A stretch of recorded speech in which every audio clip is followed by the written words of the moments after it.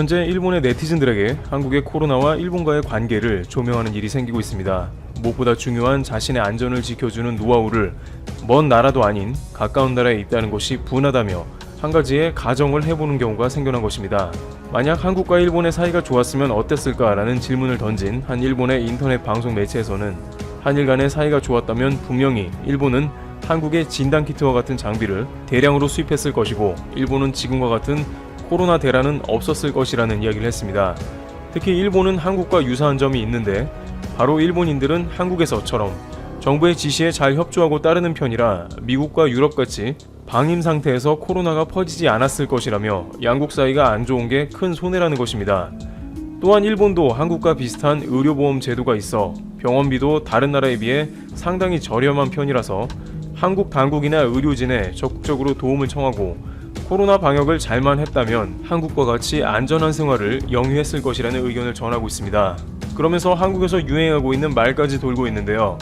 바로 아베 총리가 영구 집권을 했으면 좋겠다는 말이 한국에서 자주 나오고 있다는 것입니다.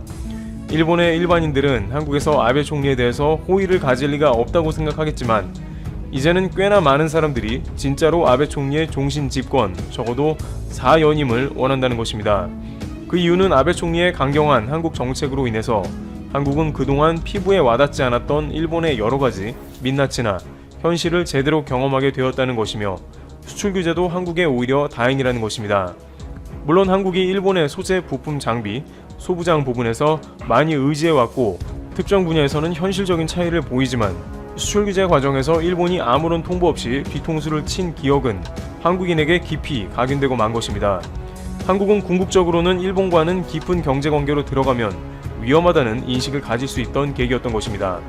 그에 따라 한국에는 불매운동이 들불처럼 번져갔으며 지금도 불매운동은 계속해서 진행 중인 것입니다.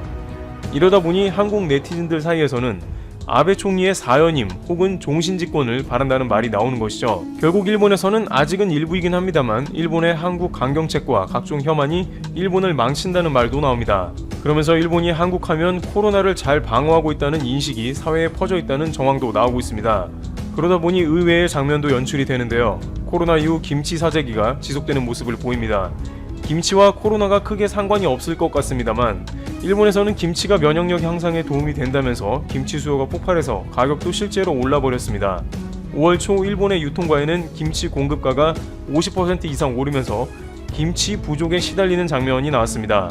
유럽에서도 한국이 코로나 사망자가 적은 이유는 김치 때문이라는 분석을 하기도 했습니다. 프랑스 몽펠리에대 연구팀은 코로나 사망자와 국가별 식생활 차이를 연구하면서 독일과 한국이 코로나 사망자가 낮은 공통점이 있는데 발효된 양배추나 배추를 많이 먹는다는 것을 꼽았습니다. 그런 효과인지는 몰라도 일본에서 한국의 김치는 코로나 때문에 몸값이 올랐다는 소문도 도는 것입니다. 한국이 코로나 방역을 잘하고 있으니까 김치까지 인기가 올라간 게 아니냐는 추측이 되는 것이죠. 겉으로는 한국에 대해서 강한 대응을 하고 있지만 한국의 코로나 대응을 도입했으면 하는 것입니다. 실제로 여러 차례 일본 지방정부에서는 내심 한국과 방역 관련한 도움을 요청해야 한다고 전한 바 있습니다. 일부 지자체는 한국의 진단키트 혹은 코로나 방역용품을 구해달라고 직접 공문을 보내기도 했습니다. 중앙정부인 아베 내각에서 한국과 담을 쌓은 건 물론이고 아무런 움직임이 없자 독자 행동을 하는 것입니다. 최근 수개월간 확진자가 전혀 없던 오키나와에는 미군으로 인해 확진자가 급증하는 모양새입니다. 그러나 중앙정부에서 알아서 각자 도생하라는 스탠스를 취하자 오키나와도 비상사태를 독자적으로 선포합니다. 이것은 심지어 아베 관저가 있는 도쿄도 마찬가지이고 오사카에서도 긴급 대책을 발표하고 있는 모양입니다. 정부에서 긴급 사태를 선언해야 모든 것이 멈출 수 있지만 현재 아베 내각은 고투 트래블 캠페인으로 인해서 사실상 뒷짐을 지고 오히려 확진자는 완만하게 늘어간다며 방역을 포기하는 모습을 보이고 있는 것입니다. 이런 상황은 미국의 CNN에서 정확하게 예측했는데 CNN은 최근 방송에서 놀라운 장면을 송출합니다. 바로 코로나 확진자 그래프를 내보내면서 한국을 아예 기준선인 0으로 설정한 그래프를 제시한 것입니다. CNN은 코로나 팬데믹 사태를 브리핑하면서 크게 유럽과 미국의 확진자 그래프를 제시했는데 0의 기준선으로 대한민국을 제시하면서 한국은 3월부터 7월까지 확진자가 유럽과 미국에 비해서 사실상 0에 가깝다고 설정한 것입니다. 쉽게 말해 코로나에는 세 종류가 있다. 확진자가 많은 미국, 중간으로 보이는 유럽, 하나도 없는 한국이란 것입니다. 예를 들어 뉴질랜드나 대만도 방역을 잘했고 확진자가 없다고 방역 모범 케이스라고 극찬을 했습니다만 미국 기준에는 국경을 개방하면서 완벽한 방역을 펼친 한국이야말로 최선의 방역국으로 봤다는 것입니다. CNN은 지난 3월부터 일본의 방역은 한국과 크게 비교된다며 애초에 한국과 비교 대상이 아님을 암시한 바 있습니다. 이러한 장면이 CNN에서 방송되었다는 소식이 알려지자 한국이 전 세계 코로나의 목표이자 기준이 아니냐며 전율할 만한 놀라운 소식이라고 네티즌들은 반응하기도 했습니다. 여기에 트럼프 대통령은 최근 일본의 방역이 엉망이라는 언급을 했습니다. 최근 일본이 확진자가 급증하고 있다면서 미국이 확진자가 많이 늘어나지 않는 동안에 일본은 몇 배나 폭증했다며 일본보다 미국이 낫다고 열변을 토했습니다. 니혼게이자이 신문에 따르면 트럼프 대통령은 비교 대상에 일본을 놓고 일본은 6배가 폭증했으며 단기간에 감염이 증가하는 국가들이라며 특유의 밀어붙이기 화법으로 아무튼 일본이 심각한 건 확실하다는 논조로 말했습니다. 결국 한국이 코로나 대처가 너무 뛰어나다 보니 일부지만 일본인 사이에서 한국과 협력하자는 말이 나오는 것이죠. 하지만 이러한 상황을 어떻게든 깨보려는 일본 자민당의 의원들은 한국에 대한 제재를 결의하는 모습입니다. 그러면서 아주 특이한 주장이 나왔는데요. 바로 탈한국을 할 수 있다고 으름장을 놓은 것입니다. 그런데 한 가지 이 주장이 당황스러운 것은 이들이 유니클로 계열인 GU 같은 브랜드가 한국에서 철수한다며 일본 기업들은 한국을 신뢰하지 못해서 탈한국이 이뤄질 수 있다면서 한국은 탈한국을 조심해야 한다고 하는 것이죠. 그러나 한국 내 입점해 있는 수많은 일본 회사들은 대부분 한국 소비자를 대상으로 하는 기업들이기 때문에 그들이 탈한국을 한다는 것은 오히려 다른 한국 소비재 기업들의 영역이 넓어지는 것을 뜻합니다. 한국은 일본의 수출 규제에 해당하는 반도체 주요 물자나 여러가지 소부장 제품들에 대해서 의지해온 바 있습니다만 그런 카테고리에서 벗어나서 일본 국산화를 이뤄야 진정한 탈한국이 되는 것이지 불매운동의 대상이 되는 기업이 한국을 떠나는 것은 한국 입장에서는 오히려 일정 부분 네티즌들에게 박수를 받고 있는 실정입니다. 일본 네티즌들은 불매운동 대상운동 기업이 문을 닫거나 철수한다는 뉴스가 나올 때마다 공유하면서 불매운동을 끝까지 해야 한다는 댓글을 달고 있습니다.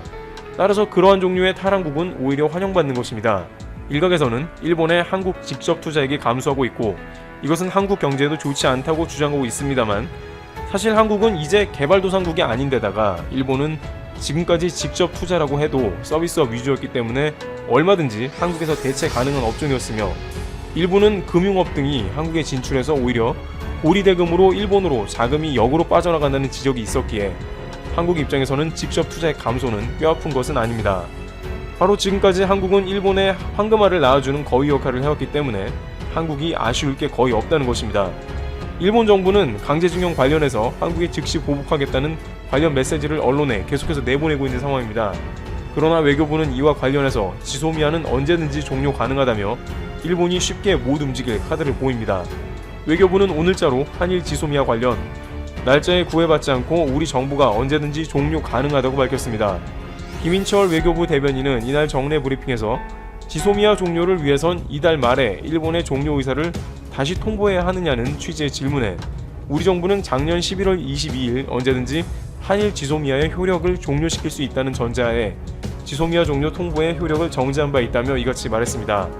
그러면서 일본의 수출 규제 조치 철회 동향에 따라 이 같은 권리 행사 여부를 검토해 나간다는 입장에는 지금도 변함이 없다며 지소미아 협정을 1년마다 연장하는 개념은 현재 적용되지 않는다고 강조했습니다. 한국이 원하면 언제든지 종료할 수 있다는 의미입니다.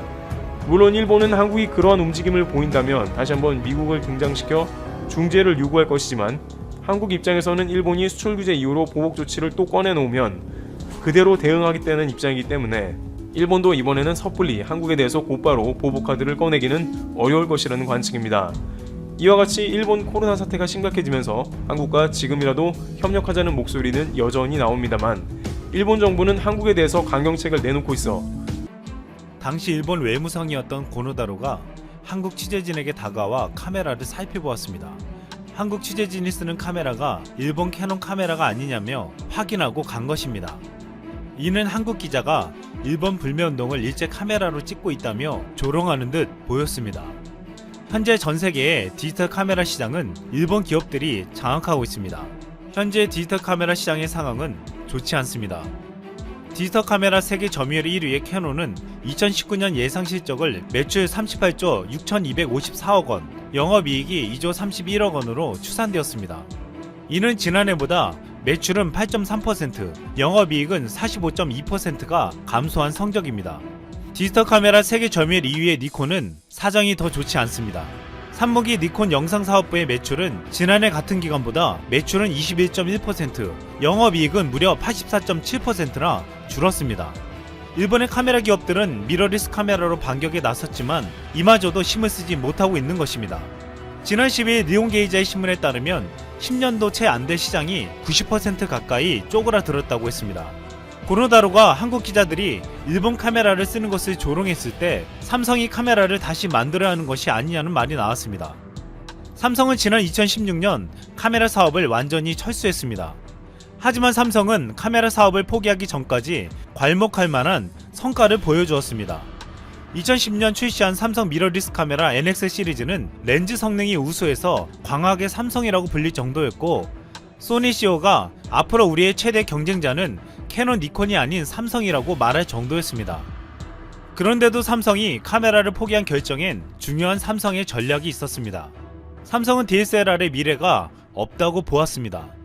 실제 스마트폰 카메라의 놀라운 발전으로 디지털 카메라 시장이 무너지고 있습니다. 삼성은 디지털 카메라는 포기했지만 그동안 개발해온 이미지 센서에 집중했습니다. 이로 인해 모바일 이미지 센서를 꽉 잡고 있는 소니를 제치고 삼성은 업계 최초로 1억 800만 화소 이미지 센서를 개발해냈습니다. 14일 업계에 따르면 삼성전자는 올해 이미지 센서 분야 주력 제품인 6400만 화소 제품군 판매에서 소니를 앞지른 것으로 나타났습니다. 특히 중국에서는 다른 국가에 비해 화소수가 높은 스마트폰 카메라에 대한 관심도가 높아서 샤오미, 비보 등의 중국 업체들이 1억 화소를 내놓은 삼성의 이미지 센서를 선택하면서 소니의 아성은 무너지고 있습니다. 이미지 센서 시장은 점점 거대해지고 있습니다. 이미지 센서는 스마트폰을 비롯하여 자동차, 사물 인터넷, 보안 등 다양한 분야에서 점점 널리 사용되고 있습니다. 올해 이미지 센서 시장 규모가 작년 대비 19% 성장해 20조 원에 가까울 것으로 전망되고 있습니다. 삼성전자 박용인 부사장은 2030년 센서 시장은 152조 원 수준으로 커질 것이라며 앞으로 메모리 반도체 시장에 버금가는 수준이 될 것이라고 했습니다. 삼성전자는 시스템 반도체인 이미지 센서 경쟁력 강화를 통해 2030년 시스템 반도체 글로벌 1위라는 목표를 내세웠습니다. 니콘의 최고 재무 책임자 오카 마사시는 이렇게 말했습니다. 급속한 시장 축소가 멈추지 않습니다. 고노다로가 자랑했던 일본의 대표 산업 디지털 카메라는 이미 사라지는 산업이 되었고, 삼성이 선택한 이미지 센서는 떠오르는 산업으로 각광받고 있습니다. 그리고 미래 산업이라 불리고 있습니다. 일본이 이미 끝난 산업을 붙잡고 아직도 세계 최고라고 자랑하고 있는 동안 한국은 미래 산업을 주도해 나갈 준비를 하고 있었던 것입니다. 이었습니다. 미국은 주일 미군 유지 비용으로 1년에 현재 약 4배에 달하는 방위비 분담금 인상을 요구하고 있다고 미국 포린 폴리시가 15일 보도했습니다. 미국은 일본에 약 300% 인상한 80억 달러, 하나로 약 9조 3,360억 원을 요구한 것으로 알려졌습니다.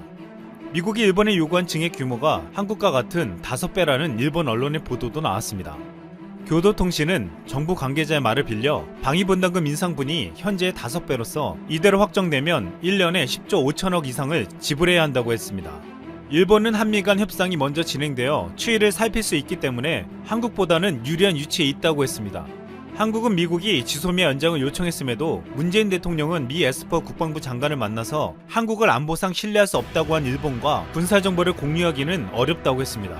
또한 정경두 국방부 장관은 미 국방장관을 만나 미국의 부당한 방위비 인상 요구와 달리 양측은 방위 분담금이 공평하며 상호 동의 가능한 수준에서 결정돼야 한다는데 공감했다고 했습니다. 지금 한국은 미국의 부당한 요구에도 당당한 자세로 협의해 나가고 있습니다. 하지만 일본은 한국과 같이 당당하기 힘들 거란 전망이 있습니다. 일본은 오래전부터 평화헌법을 바꿔 전쟁이 가능한 나라로 만들려고 하고 있습니다. 이에 일본은 미국의 눈치를 보지 않을 수 없습니다. 또한 지소미아를 일본은 원하고 있기에 한국이 이를 거부한다면 미국의 힘에 의존할 수밖에 없기 때문입니다. 그런데 지소미아 연장을 일본뿐만 아니라 미국도 강력하게 요구하는 이유가 있습니다. 현재 일본을 주둔하는 주일미군은 해외 주둔 미군 중 가장 강력한 전력과 최대 규모를 자랑하고 있습니다. 주한미군은 육상 전력에 힘을 많이 두었고, 주일미군은 주로 해상과 항공작전 등에 힘을 두고 있습니다. 한 번도 유사시 직접 투입되거나 군수지원 역할을 하는 주일미군 기지는 7곳으로 한반도 전면전 시 군사력을 지원하는 거점 역할을 합니다. 아시아 최대 공군기지로 불리는 오키나와 가데나 기지에서는 세계 최강의 전투기로 불리는 F-22 스태기, F-35 최신 스태기 전투기, F-15 전투기, E-3 조기 경보 통제기 등을 보유하고 있습니다. 지소미아는 미국을 통하지 않고 한국과 일본이 군사정보를 교류하는 것인데 한미의 군사정보 공유를 신속히 함으로써 북한의 무력 도발에 경계하자는 것이었습니다.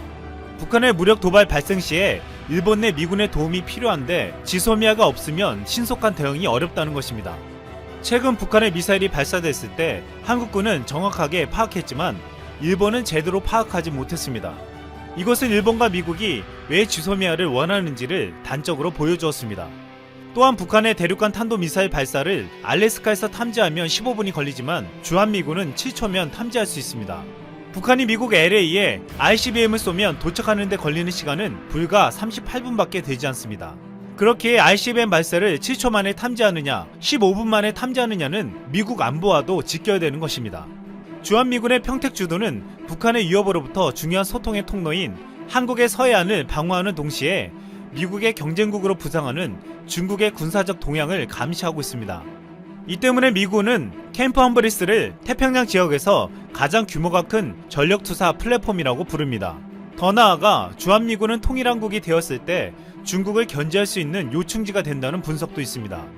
결국 주한미군은 한국뿐만 아니라 미국에게도 굉장히 중요한 가치를 지닌다는 것입니다.